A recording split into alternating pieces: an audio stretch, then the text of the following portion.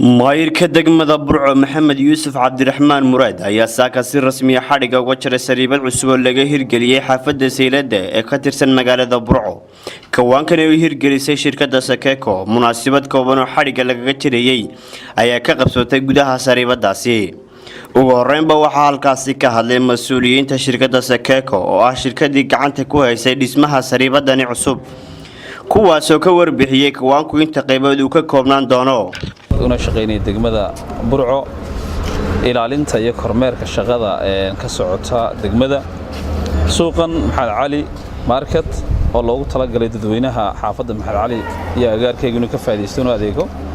suuqan wuxuu ka kooban yahay dhowr qaybood oo aad u kala duwan, dadkana ay ku baraari doonaan insha Allah taala markuu shaqeeyo.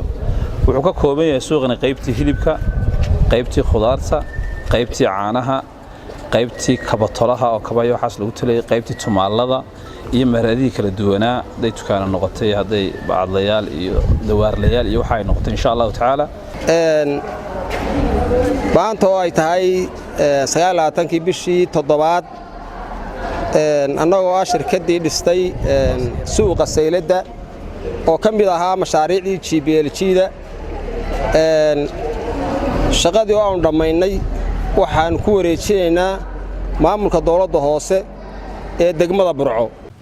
sidoo kale iyaguna waxaa halkaasi ka hadlay xogayaha fulinta dawladda hoose degmada Burco iyo mid ka mid ah xildhibaanada golaha deegaanka degmada Burco. halkan maanta oo taariikhdu tahay 29 bishii 7 2018 waxaanu xariga ka jaraynaa mashaariicdii 2016 labada sariibadood ee waaweyn ee magaalada Burco maanta ku soo kordhay.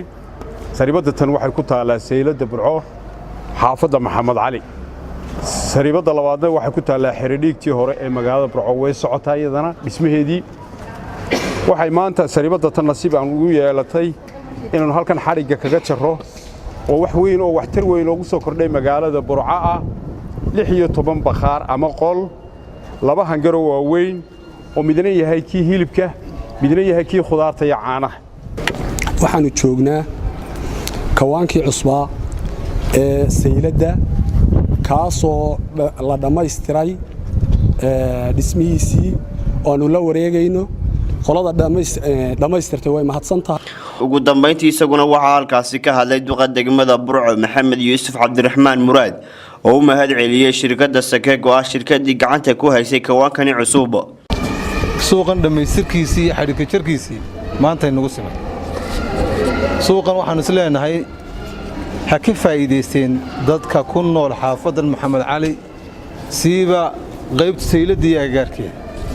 waxaan ugu talagalay dadka bacadka wax ku iibsanaya inay halkan harka soo galaano halkan wax ku iibsadaan.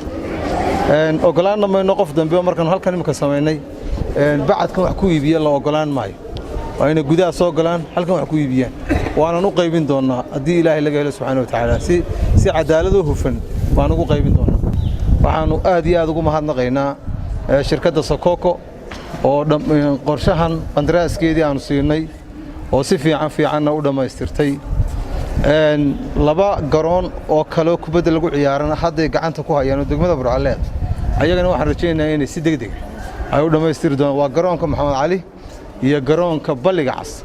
labada garoon bay imkana gacanta ku hayaan. ayagana waxaan rajaynayaa inay si dhaqso ah u dhammaystiri doonaan.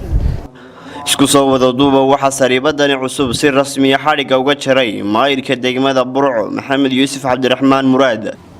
shaakir cabdi axmed, telefishanka caalamiga RTN Burco.